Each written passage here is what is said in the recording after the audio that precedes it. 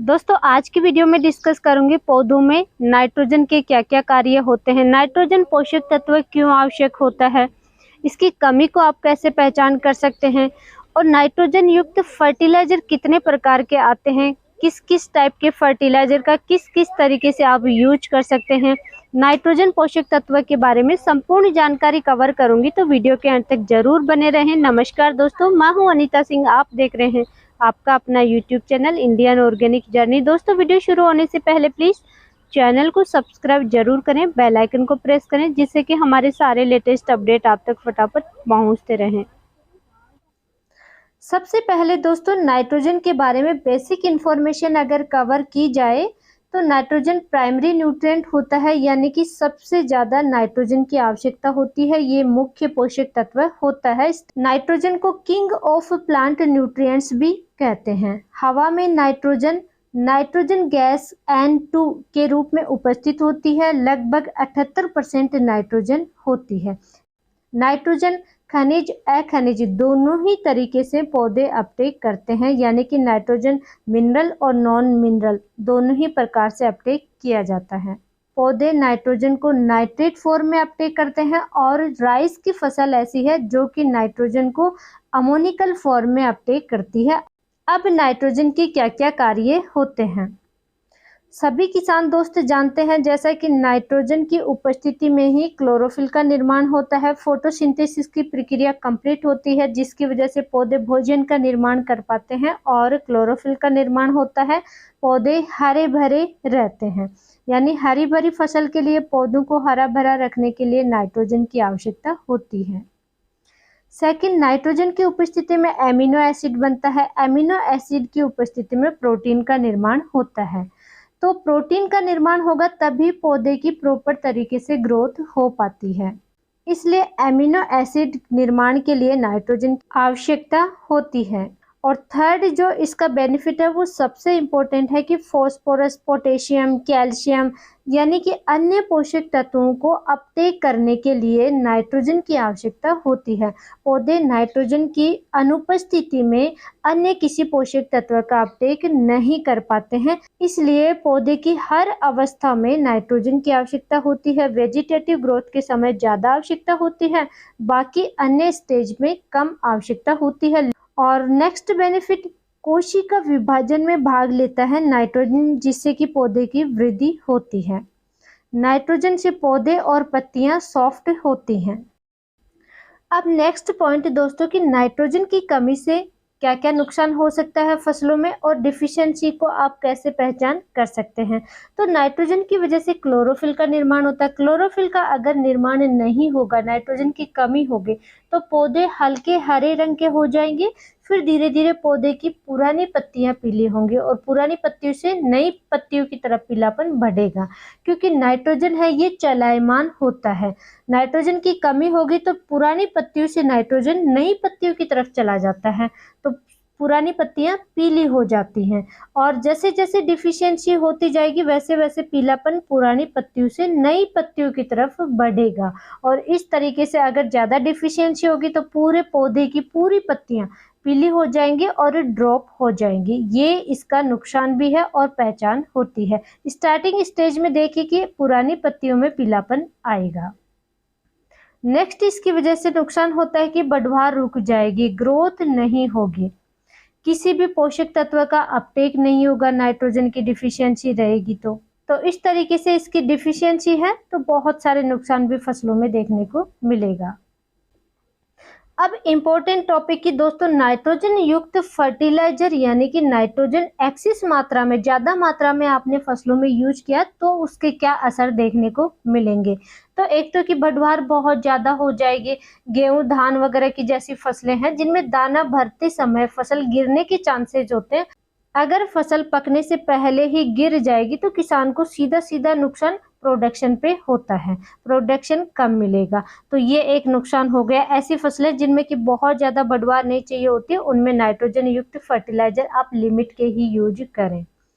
Second कि nitrogen अगर अधिक दिया है तो इंटरनोड की दूरी बढ़ जाएगी। इंटरनोड की दूरी जैसे गन्ना है, हरा चारा है, उनमें तो अगर बढ़ेगी तो अच्छी बात है, क्योंकि किसान को उसमें फ़ायदा होगा। लेकिन बाकी फसलों में गिरने का खतरा रहेगा।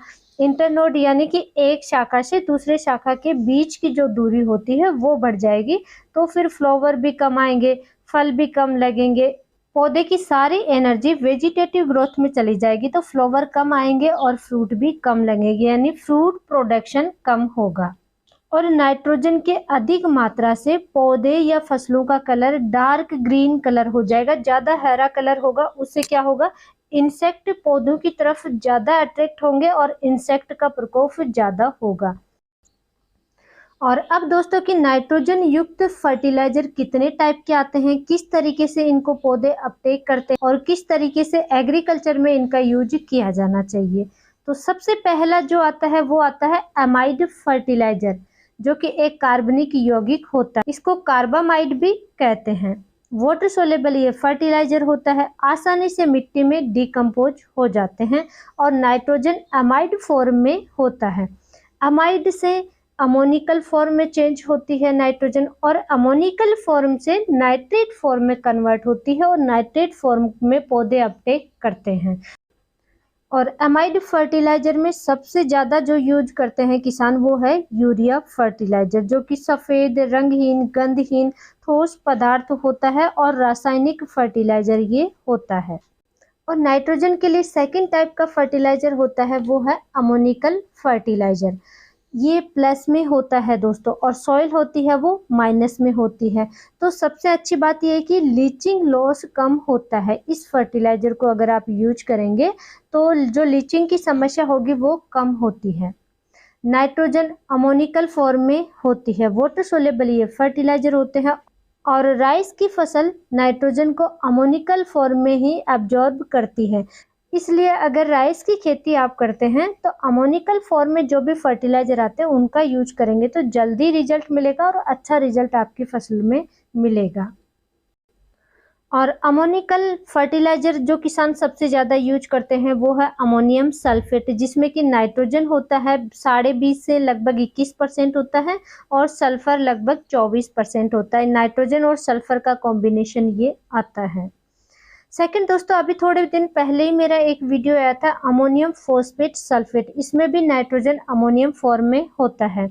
20-20-0-13 नाइट्रोजन फॉस्फोरस और सल्फर का कॉम्बिनेशन आता है। तो नाइट्रोजन की पूर्ति के लिए अमोनिकल फॉर्म में आप इसका भी यूज कर सकते हैं। नाइट्रोजन की पूर्ति के लिए थर्ड टाइप के फर्टिलाइजर हैं वो है नाइट्रेट फर्टिलाइजर। इन फर्टिलाइजर्स में नाइट्रोजन नाइट्रेट फॉर्म में होती है, तो इनका रिजल्ट बहुत ही जल्दी मिलता है और किसान सब्जी वर्गीय फसलों में इनका ज़्यादा यूज करते हैं और ये वाटर सोलेबल फर्टिलाइजर होते हैं। लेकिन दोस्तों, इस टाइप के फर्टिलाइजर उपयोग करने से पहले आप एक चीज़ ज़रूर क्लियर कर ले कि नाइट्रेट फर्टिलाइजर होते हैं, इनमें लीच आउट की समस्या सबसे ज़्यादा होती है क्योंकि सॉइल माइनस में है और ये भी माइनस में है।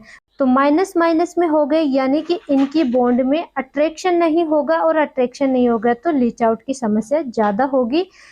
इसलिए नाइट्रेट फर्टिलाइजर को आप कम कम क्वांटिटी में ज़्यादा बार यूज करेंगे तो ज़्यादा अच्छा रिजल्ट मिलेगा। एक बार में बहुत ज़्यादा क्वांटिटी में आपने यूज कर लिया और फिर बीच में काफ़ी गैप दे दिया तो अच्छा रिजल्ट आपकी फसलों में नहीं मिलेगा। और नाइट्रेट फर्टिलाइजर जिनका कि किसान सबसे ज़्यादा यूज करते हैं वो है कैल्शियम नाइट्रेट, जिसमें कि नाइट्रोजन और कैल्शियम का कॉम्बिनेशन आता है। सेकंड है पोटेशियम नाइट्रेट 13-0-45, जिसमें कि नाइट्रोजन और पोटाश दोनों आते हैं। दोस्तों, कैल्शियम नाइट्रेट और पोटेशियम नाइट्रेट के ऑलरेडी मेरे डिटेल वीडियो हैं, वो भी आप देख सकते हैं। और थर्ड जो नाइट्रेट फर्टिलाइजर है वो सोडियम नाइट्रेट फर्टिलाइजर भी आता है। और नाइट्रोजन की पूर्ति के लिए फोर्थ टाइप के फर्टिलाइजर आते हैं वो हैं अमोनिकल एंड नाइट्रेट फर्टिलाइजर, यानी कि जिनमें नाइट्रोजन अमोनिकल फॉर्म में भी आती है और नाइट्रेट फॉर्म में भी आती है।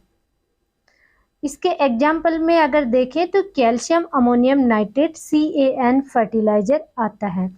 नाइट्रोजन और कैल्शियम का ये कॉम्बिनेशन आता है। सेकंड है ammonium sulphate nitrate. Ammonium nitrate और अमोनियम सल्फेट का ये कॉम्बिनेशन आता है। और थर्ड है अमोनियम नाइट्रेट, जिसमें कि नाइट्रोजन 35% होती है, लेकिन ये डेंजरस होता है क्योंकि ये विस्फोटक होता है। इसका उपयोग सबसे ज़्यादा खनन उत्खनन वगैरह है उनमें इसका यूज किया जाता है। दोस्तों नेक्स्ट और जल्द ही मैं वीडियो बनाने की कोशिश करूंगी। आप मुझे कमेंट जरूर करना कि ऑर्गेनिक तरीके से नाइट्रोजन की पूर्ति कैसे कर सकते हैं, क्योंकि ये जो मैंने सिर्फ टाइप कवर किए हैं नाइट्रोजन के किस टाइप के फर्टिलाइजर होते हैं और ये रासायनिक फर्टिलाइजर होते हैं, ऑर्गेनिक तरीके से आप कैसे कंप्लीट कर सकते हैं नाइट्रोजन की पूर्ति अपनी फसलों में।